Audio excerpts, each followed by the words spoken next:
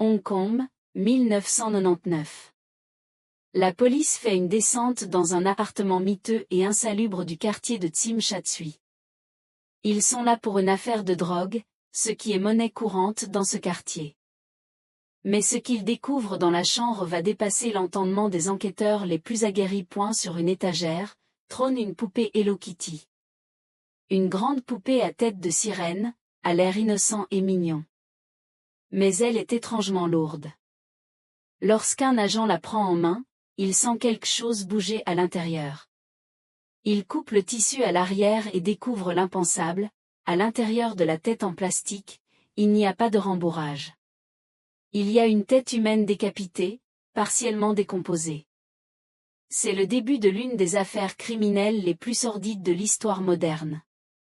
Cette tête appartient à Fan Mani Grekee, une jeune femme de 23 ans. Quelques semaines plus tôt, Mani Grekee vivait une vie précaire, travaillant comme hôtesse de bar et sombrant parfois dans la prostitution. Pour survivre, elle a commis l'irréparable, elle a volé le portefeuille d'un de ses clients. Ce client n'était pas n'importe qui. C'était un membre puissant d'une triade, le gang 14K. Le vol était minime, juste quelques centaines d'euros, mais pour la triade, c'était une question d'honneur. Ils ont traqué Mani Grekee et l'ont kidnappé, l'entraînant de force dans cet appartement loué pour l'occasion. C'est là que l'enfer a commencé. Ce qui rend cette affaire si terrifiante, c'est la durée. Ce n'était pas d'un meurtre rapide. Pendant un mois entier, Mani Grekee a été retenue captive, torturée quotidiennement par 3 hommes. Au début, ils voulaient lui faire avouer où elle avait caché l'argent. Mais très vite, la torture est devenue un but en soi.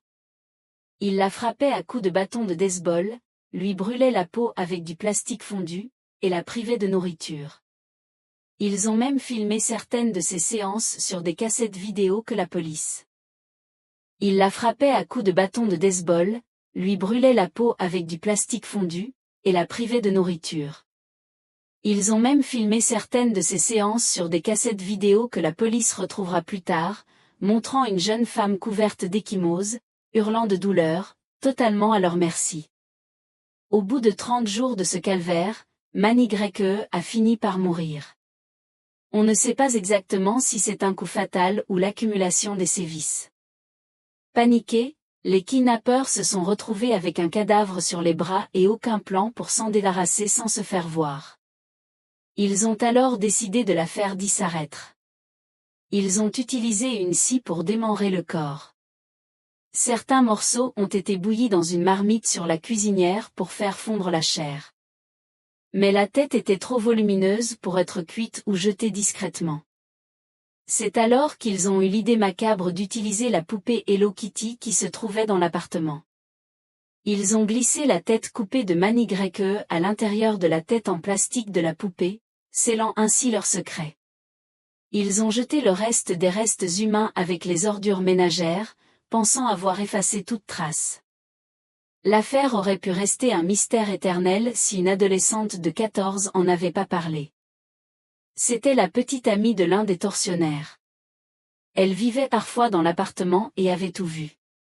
Bien qu'elle n'ait pas participé aux actes, le traumatisme a été tel qu'elle a commencé à avoir des hallucinations et des cauchemars terrifiants. Elle voyait des esprits, sentait l'odeur de la mort. Ne pouvant plus supporter ce poids, elle a tout avoué à une assistante sociale, menant la police droit vers l'appartement et la poupée maudite. Le procès a choqué l'opinion publique mondiale. Les détails de la torture étaient trop horribles pour être diffusés. Le chef du gang et 2 complices ont été condamnés à la prison à perpétuité. La jeune fille a été envoyée dans un centre de détention pour avoir aidé à dissimuler le corps, mais elle a été libérée plus tard. Aujourd'hui, cette affaire reste une cicatrice dans la mémoire de Hong Kong. Elle a transformé l'un des symboles les plus innocents de la culture pop.